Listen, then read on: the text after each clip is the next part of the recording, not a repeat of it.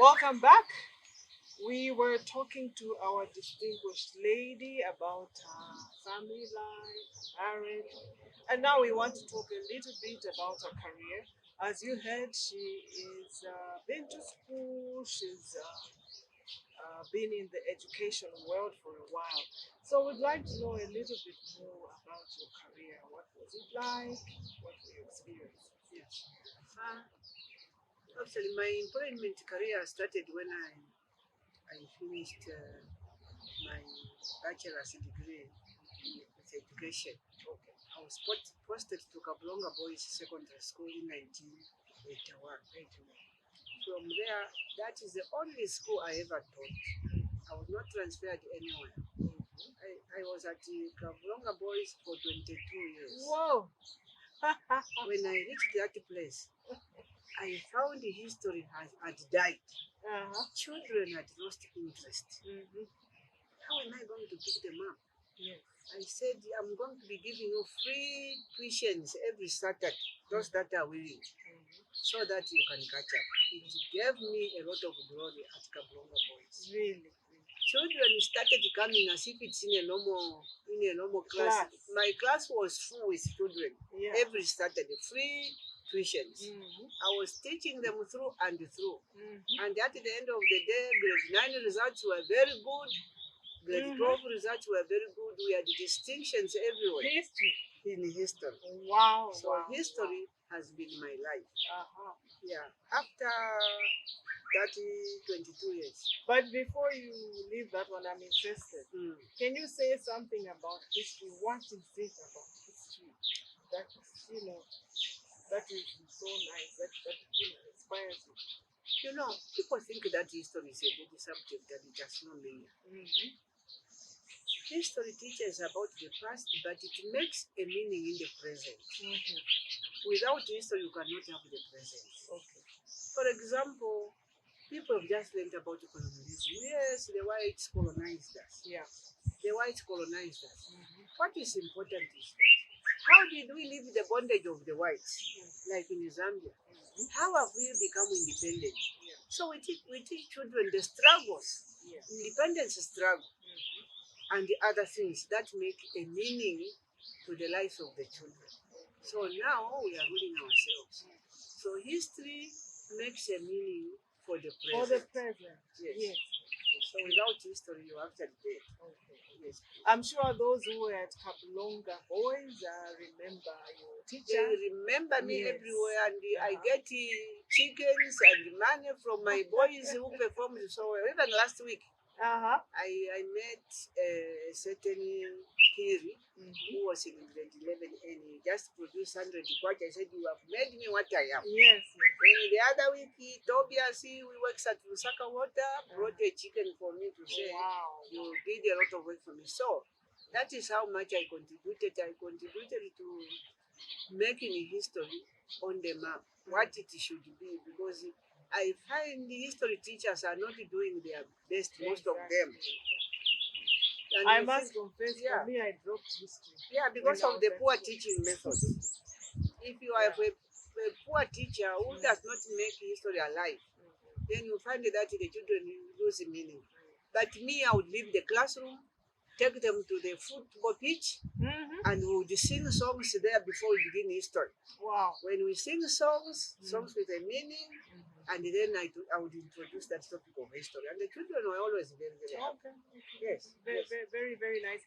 Distinctions at Kablonga Boys. Kablonga Boys, grade 12, grade 9, yes, all distinctions. Yes. Okay, so what all else? the 22 years that I was there. All the 22 years. In fact, I even got a Labor Day award, which was most hardworking teacher in Central Zones. Wow. Not just at Kablonga, but in Central Zones.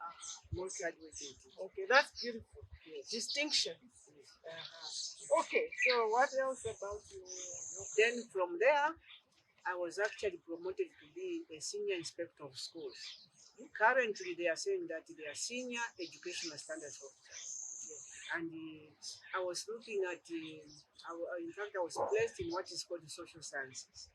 That time, social sciences comprised religious education, civic education, and history. So my history still was featured there. But currently, you have seen the social studies now. There has been a curriculum change. Religious education stands on its own. They have now placed geography, history, and civic education to be the social studies. But that one was social sciences with the religious education in there.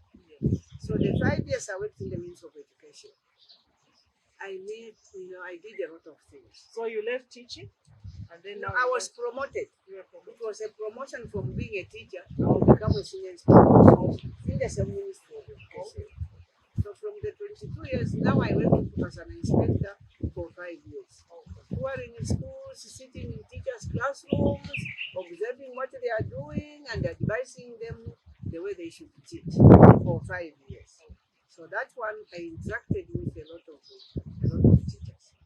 But along the way, during that time, I was trained at Kara Counseling as a psychosocial counselor. Oh, I remember in HIV, Kara Counseling. Yes, in I HIV remember. and AIDS. There I got a certificate for Central and Southern Africa. And I became very active at the height of the HIV pandemic because but before I need to ask a question. When you went to Kara Counseling, did you just volunteer or you were handpicked? What happened? What happened was that I was actually handpicked, but with Dr. Dorothy Kasonde, where I was going regularly to multi-clinic. So she proposed my name there to say she can be a very good peer educator. So that is how I happened to go there and I did the training. Now that training opened my world because I came to know a lot of people. Yes. I went into all the churches, the schools, talking about the importance of drinking ARVs. And we had a lot of teachers who were saved. Okay. That was when the ARVs came in, because I remember there was a time when there were no because ARVs. I did the training in 2002. Okay, when the ARVs were already when the ARVs were already in. All right. But people were shunning the ARVs. Each one who was sick was bewitched. Everyone that was sick was bewitched.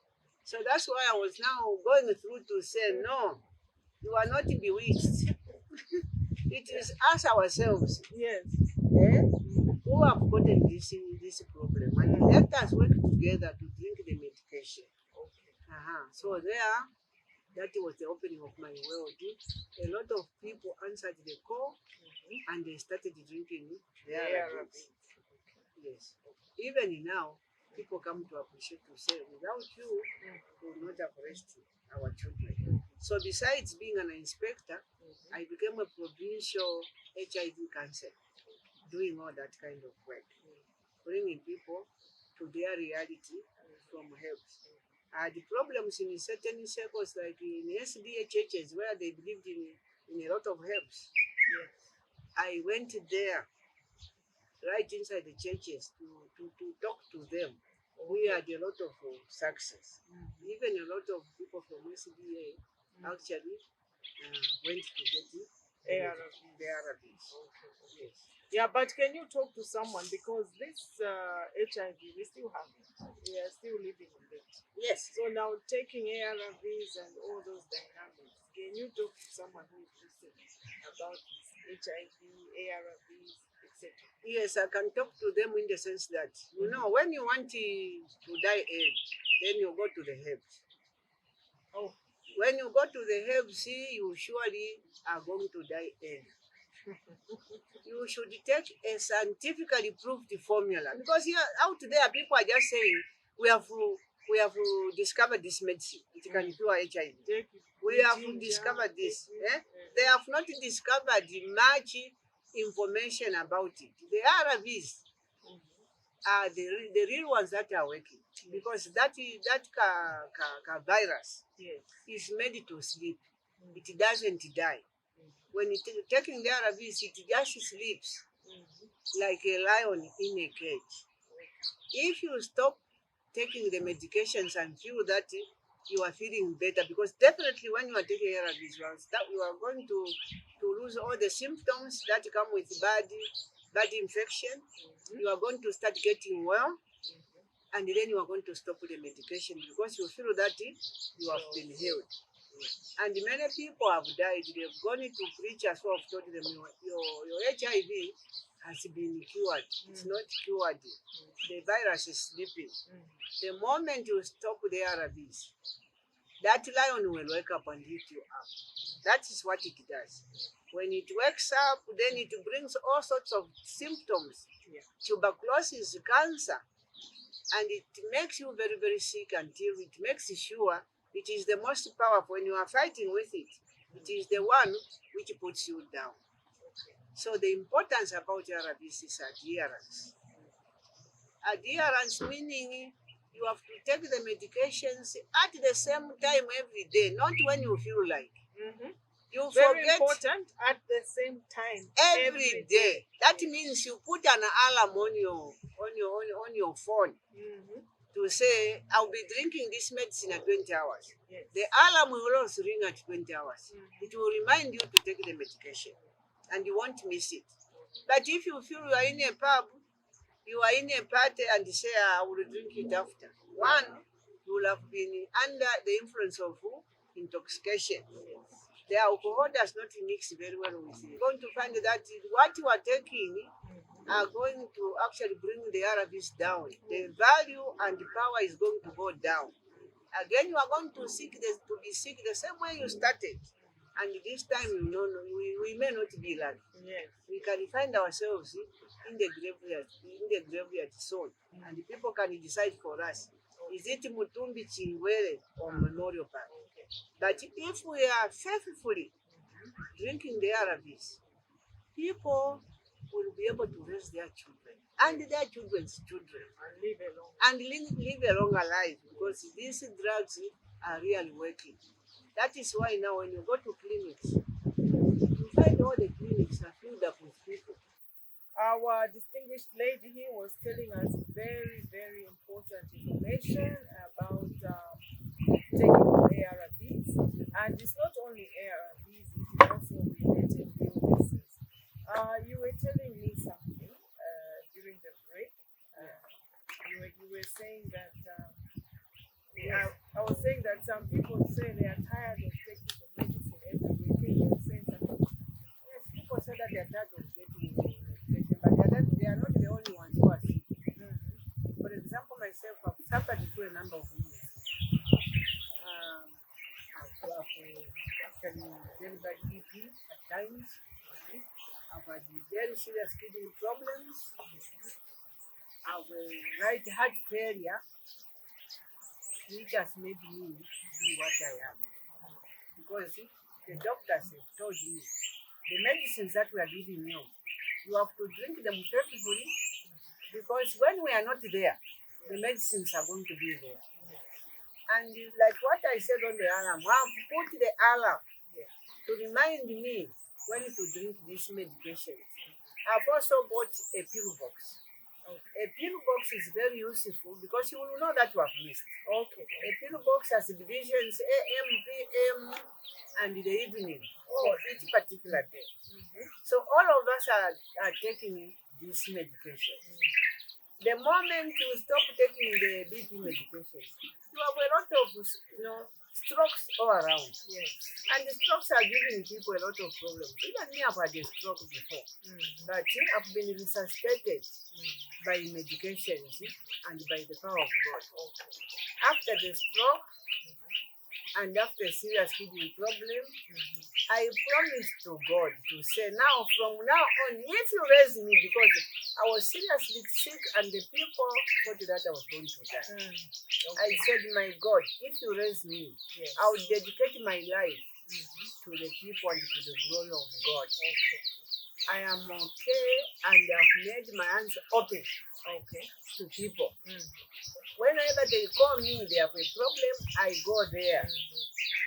I believe in one motto. Yes. Be part of the solution and don't be part of the problem. But we find many times in our lives, we want to be part of the problem to make it much harder for people to solve their problem. Be part of their solution. Listen carefully to them. See what they think they can do about their problem, and then what you can offer as a solution to the problem. Yeah, actually, it's very true. Our mother here really has opened herself up. She's actually a giant in the family, and yeah, she's really helping our people there. And you can hear that she has been through a lot, and she has still managed to overcome. So you talked to us about your work and how you went to Yes, counseling the and counseling career from yes. there. What else? Yes, I was actually in 2008. That was the termination of the employment career from the Ministry of Education. So I was retired. I was retired from the Ministry of Education, a job which I loved since the inception. It took me long, and then I applied to a university called the Zambian Open University. So quickly got it in 2009, where I've worked for 12 years up to date. Wow. I'm working as a lecturer, but I have opened again my heart to the students in my department. I'm in the Department of Secondary Education, where children would always cry, "Oh, my grades are not complete. My grades are not complete." But I don't understand. You're saying you're at Zambia Open University. I'm now at Zambia. And then Department of Secondary Education. Can you explain that? Yes, it's within the education department. We have about 6 departments. Yes. We have a department for guidance and counseling. Yes. We have special education. We have primary education. We have adult education. We have now what is called secondary education. Okay, so training people to train teachers who are supposed to go back to secondary school when they need upgrading. Because you find out there, teachers, most of them have diplomas. When they want to upgrade, they come to Zambian Open University or other universities to get a degree. So that is where I spent most of the time interacting with the students, dealing with their incomplete results, making them complete. And it makes a lot of satisfaction to the students who are paying a lot of money. At the end of the day, they have certificates, they are dancing all over the streets, because I put all my life and time to help them, using also the skills in the psychosocial counseling. Yes. When people have a problem, you need to attend to the problem. So when they come with problems, I put my life there to let me clean up their records so that their records can be clean and they can get good. Okay, this is also very interesting. I know there are a lot of people out there after doing the course, they want to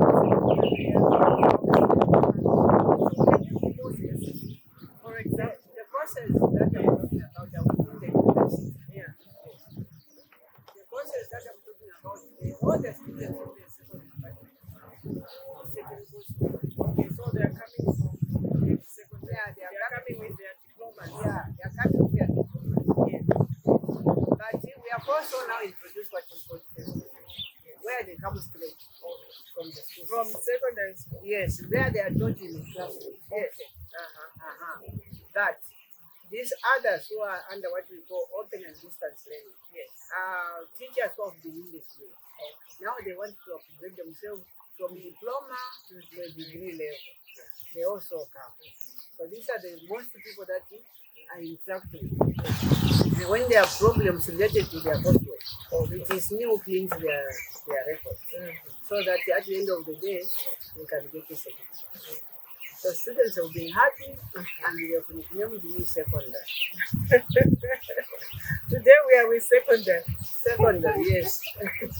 Okay, that is an interesting point. I'm sure people who want more information,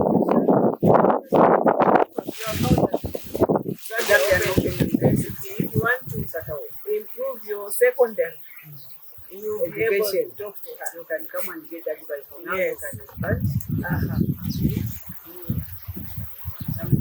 something better.